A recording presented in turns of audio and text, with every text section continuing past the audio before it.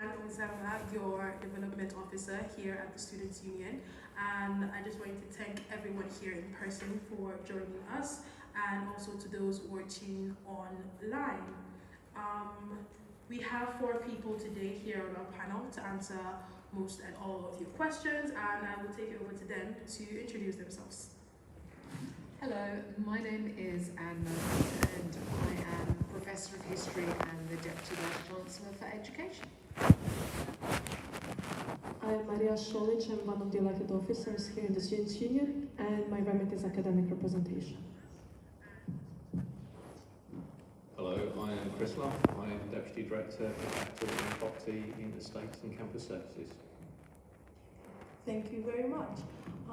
We want to employ everyone to ask as many questions as possible in the next hour. And for people in the room, obviously, we want you to raise up your hands and we will hand you the mic for those online to be able to hear you properly. And for everyone online, if you're watching, please use the form upsu.net/ask on your screen to send in any questions you might have. We have also received some submitted questions and we'll just start off with those ones to just get things going. Question: when will the Students' Union move to Neptune building, and when will societies be told about packing up equipment ready for the move? Okay, thank you very much. Neptune building, the works have now started on that. We have a contractor on site. It's approximately 8 weeks for us to undertake the works, so we're expecting that to be completed by the end of March. What we will do though, we will give 3 to 4 weeks notice, because ever with construction projects there is a risk that the end date can move. We'll obviously do our best to make sure it doesn't, but we will give 3 to 4 weeks notice before people need to actually pack up to move. The actual facilities and everything in the building are still being discussed with the student union as to where they're going to sit and how they're going to operate out of that building. Okay, thank you very much. I have another question that has been submitted. When do we find out about the graduation dates for 2025? So this is a really good question because we've had University Executive Board today and we've been discussing graduation dates and graduation plans as well. I'm sorry it takes a little bit of time for us to plan graduation, but obviously we want it to be as good as possible for you, and it is a huge logistical task because we have so many graduation ceremonies. So the dates are July the 21st through to August the 1st. We won't have any weekend graduations, so it will just be a weekday. You will know when your graduation date is from around about the end of March. So what happens now that we've set the dates is we have to do the logistical task of making sure that all the ceremonies run to plan. So that means grouping courses together where appropriate and making sure that we have a really good running order for those. So it's a bit of a logistical task, which is why it's going to take us another few weeks just to fix it all. But look out on the website from around about the end of March. We're going to try and do it earlier if we possibly can, and you'll find all of the details of your graduation there.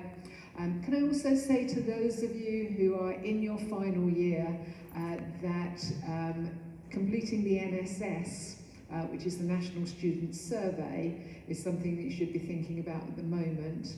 And one of the prizes available to our students who are eligible to complete the NSS is graduation day packages. So that encompasses free tickets, free photography, and gown hire. So really worthwhile completing the NSS, and hopefully you'll win one of those graduation day prizes as well. Thank you very much. We have someone in the audience who would want to ask a question. Hello, I'm Professor of Community Society. I was wondering if the new building will be in place, if it's a part position as well, the new building. I was just wondering, in the new building, is there a place for students to relax, chill, and drink food and alcohol? And a place for students to chill? Yes, there will be, is the short answer to that. The spaces were designed so people can come and relax. There will be a bar, so there'll also be places where people can bring their own food to reheat, because we recognise cost of living issues, but there will also be a small offering for food as well. Right through the spaces like this, there'll be a variety, multi-use spaces that can be used either for events or for smaller activities. So the space will be flexible, lots of social learning space, so again, hopefully everything to encourage people to come and use the union as much as possible. Okay, amazing. Thank you very much. We have other students. Hi, I'm Adam. I'm the Vice President of the Board Game Society here. I want to ask about the opening times for this building right now. It was previously closed at 8 p.m. was moved back in October, I think, to 3:45, which is a big problem for our society. So I would ask if you could close the building later. I'm afraid I don't have any information on that. I'll take that away as a question, and I'll follow it up and report it back, if that's okay. Thank you. Okay, thank you very much. Maria? Do you know more about the opening of the building? Well, from what I know, this building is supposed to be closed around 9-10 p.m. On weekends as well? Oh, no, not on weekends. So I guess that's a conversation that will happen in the future. Thank you. Yeah, so thank you for your question. I think it's really good to have feedback about when our students want to use the spaces. So as Chris says, we will take that away and we'll think about it. I suppose what we can say though is there needs to be a demand sufficient for us to open buildings at certain times. One of the reasons that the library is open as much as it is because we know that the demand is very consistent there and students will come in.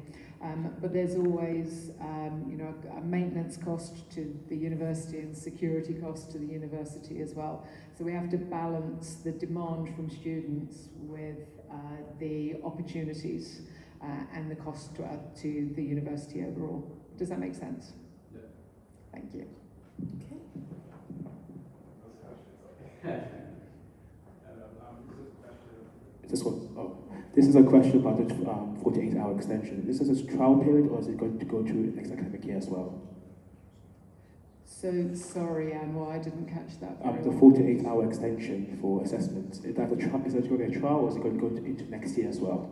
Yeah, so the change to the assessment regulations, the 48 hours, is a permanent change in our assessment regulation. One of the reasons that we've done this is that we're very aware that students often have issues that come up at last minute, that things like being ill during your assessment period, or things that go wrong at home, or things that go wrong with your IT can really affect just those last minute submissions.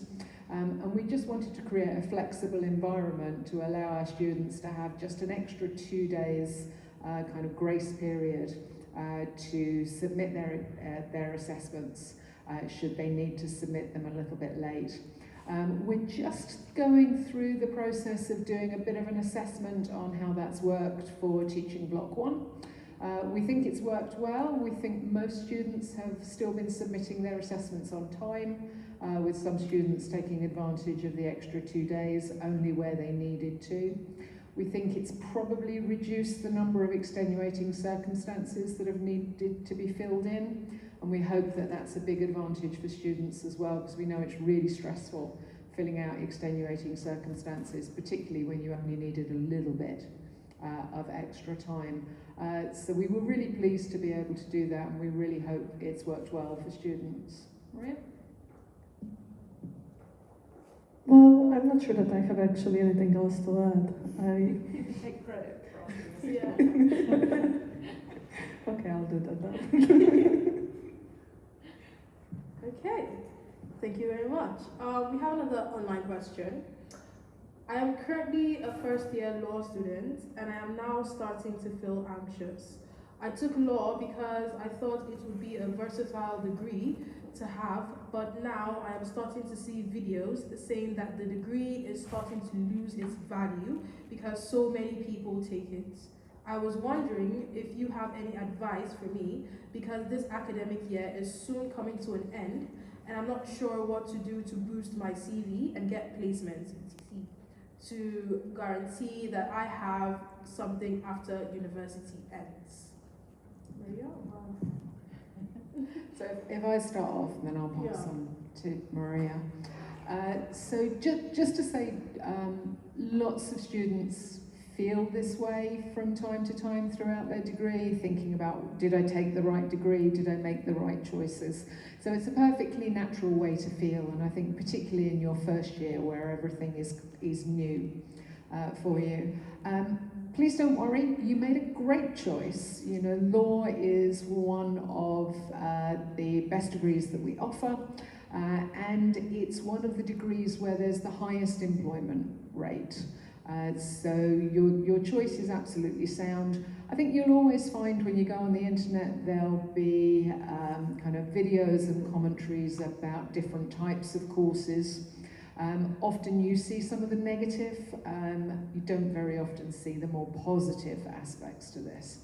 I think let's remember that law is a hugely versatile degree as well, because it's teaching you great research skills, great communication skills, the ability to problem solve, the ability to work in teams, and the ability to work really well individually as well. So those are all things that employers are looking for across the range. So you would have the opportunity when you left to go into law, in some aspect of the law, but you would also have the opportunity to go into all sorts of other professions as well. It's not always a great example, but look at how many of our politicians have been lawyers, particularly in the American system, which might be even more of a problematic comparison at the moment. But it just illustrates how many opportunities there are out there for people who are trained in law. You also raise a really good point about placements and volunteering and the real benefits that you can get from those on your CV. So please do go into our Careers Centre, which is in the Rosalind Franklin building. It's just opposite the Astoria, and you will be able to get lots of advice about placements you could do, volunteering opportunities, but also future careers as well.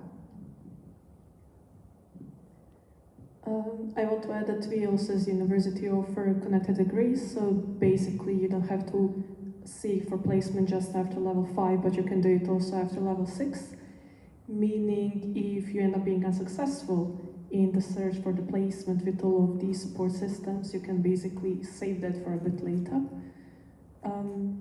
I just wanted to reiterate basically that law is extremely versatile. There are over 170,000 charities across the UK where you can actually work when it comes to policy making, changing, writing things, doing research, legal advice, and that's just part of it.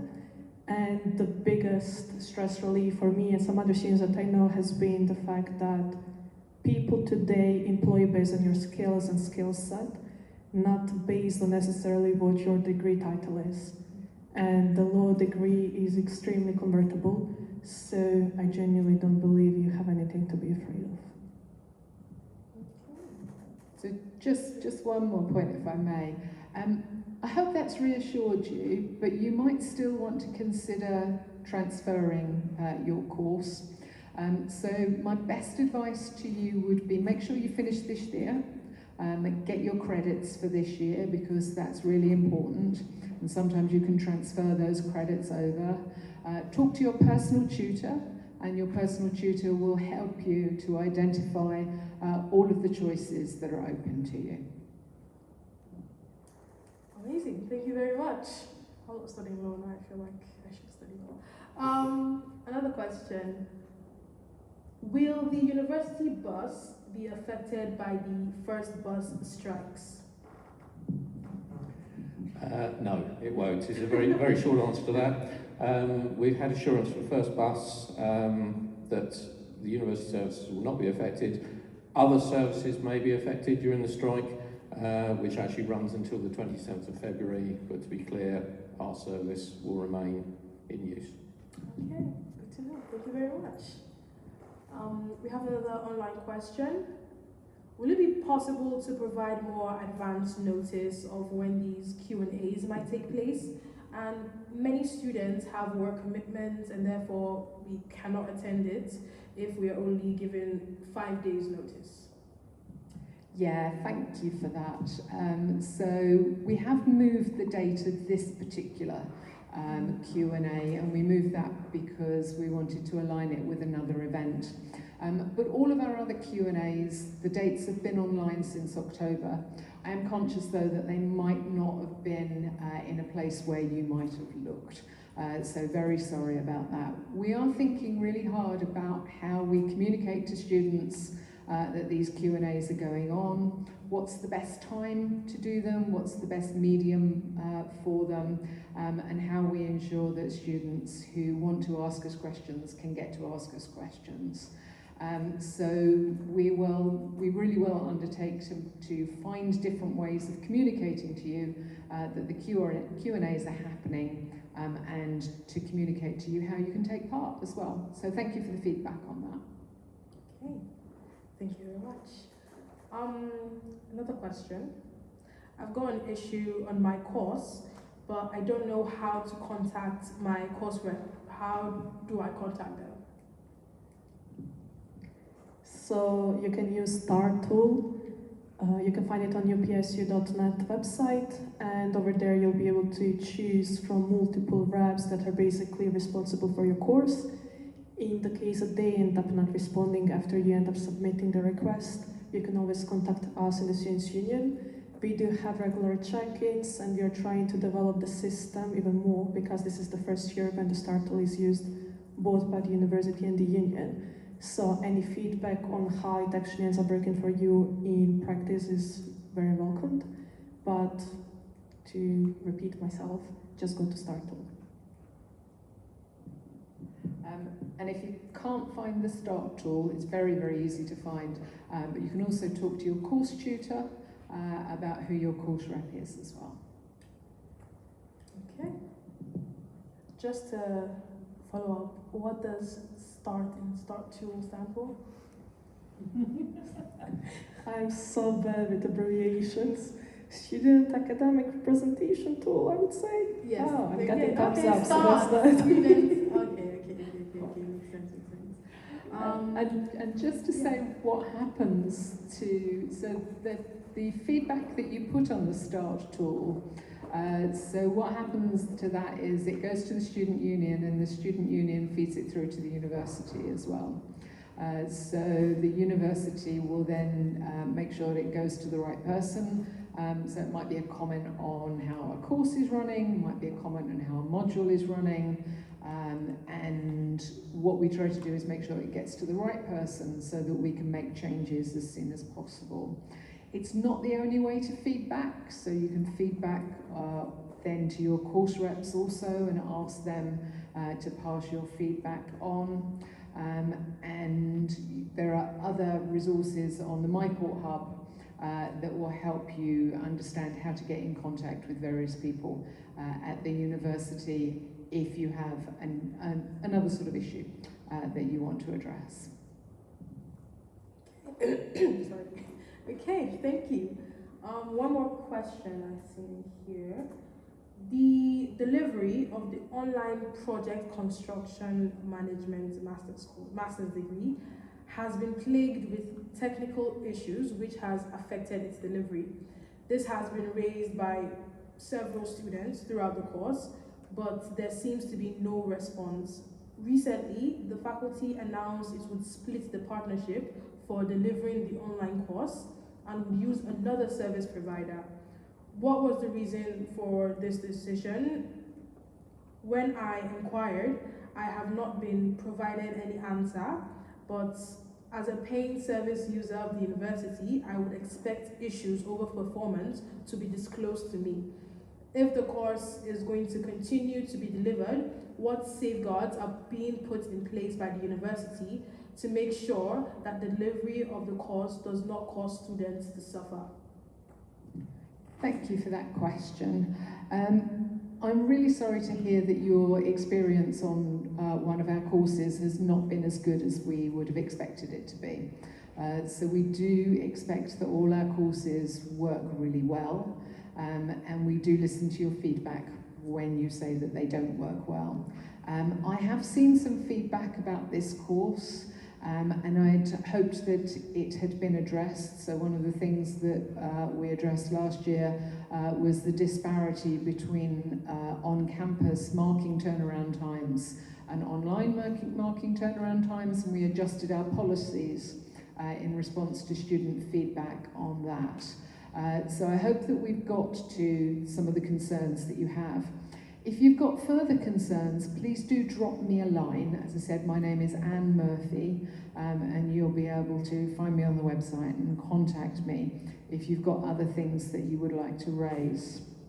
You mentioned in your question about the partnership changes, and I just wanted to assure you that the reason that we have decided to end the partnership in this particular instance is not to do with performance. So it's really about the changes to the online digital learning business.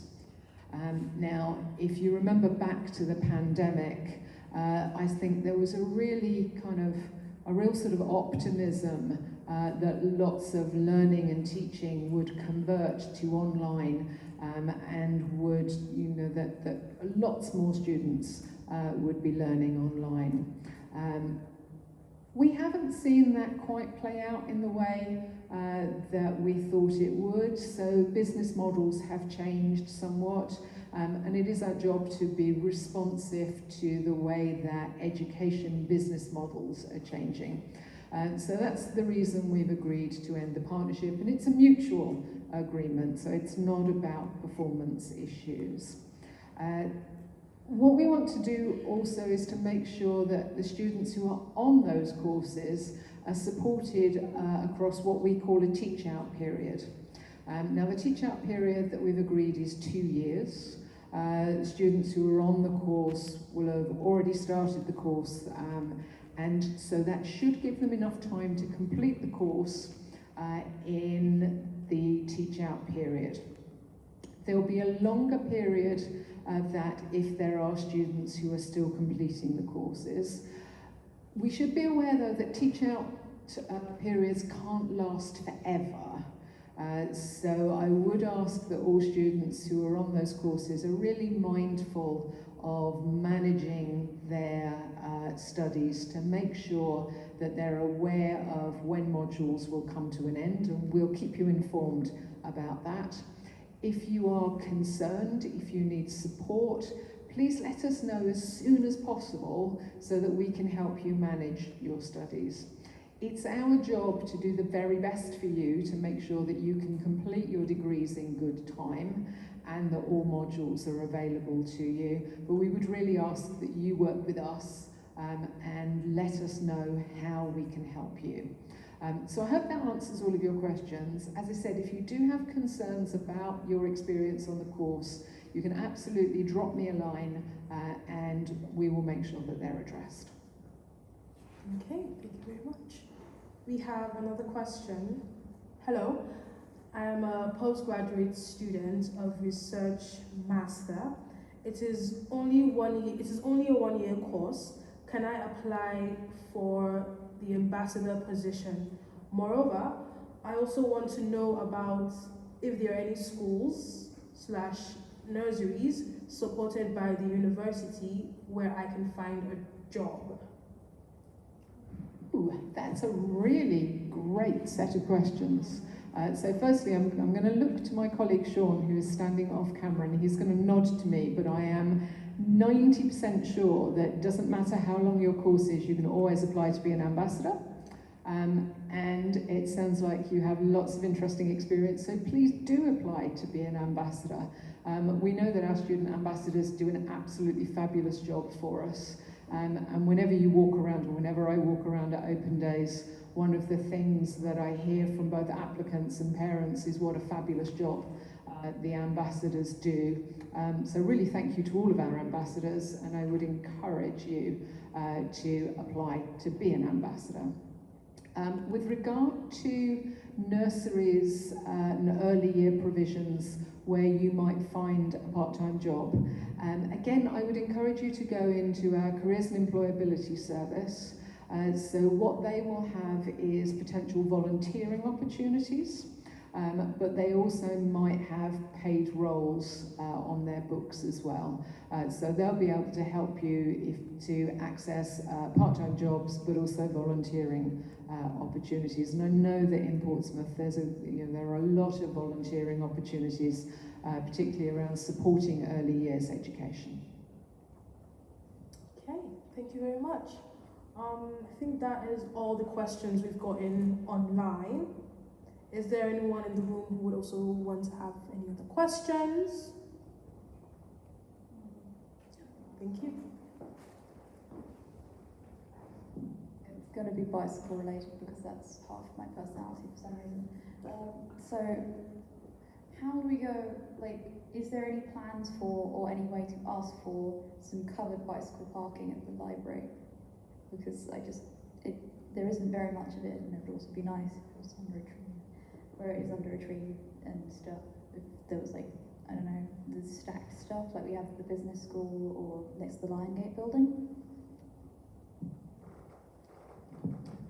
Right. As part of the master plan, we are actually looking at creating what we're calling a cycle hub. The proposal is to put it onto the Nuffield car park area, and approximately 356, I think, bikes, along with showers and storage lockers. So a secure location where, to the centre of the campus, where people can come, bring their bikes, they're happy that they are secure, and they have facilities there, obviously, to make themselves comfortable and prepare themselves for the day's lecture or work as appropriate. Okay, that is interesting. So if it's going to be there, I'm quite familiar with the cycle infrastructure there, or lack thereof. So is there any I assume that's more the business of the council, but is there any work the university is doing with the council to improve the cycling provision there? Because St Mary Road is not a nice place to cycle. We are always working with the council, looking at different opportunities and routes. Obviously, they are very keen at looking at ways that cycling can be encouraged in the city. So they claim. I've spoken to a lot of them. Yeah.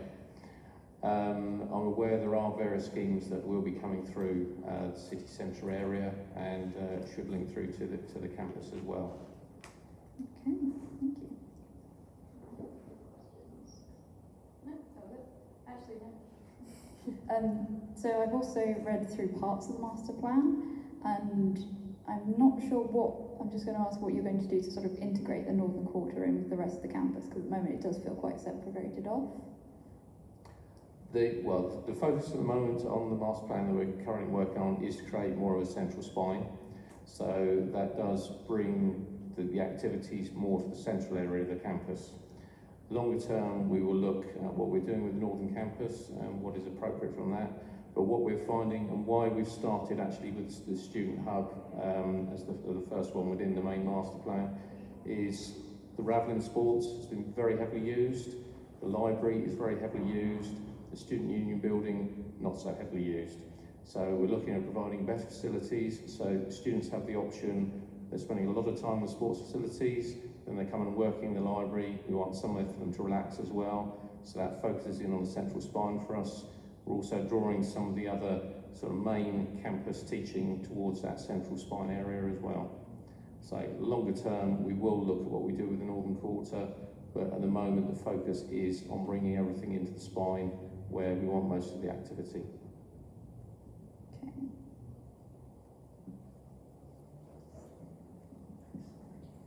Amazing. Thank you very much. Is there any show of hands for any further questions? Okay, there is none online at the moment, so I think wrap everything up. Thank you so much to everyone who came in person, and thank you as well to everyone watching online. Just wanted to let you know that the next student Q&A will be on the 24th of March, and we will definitely endeavor to share the details as to where this will be and nearer to the time.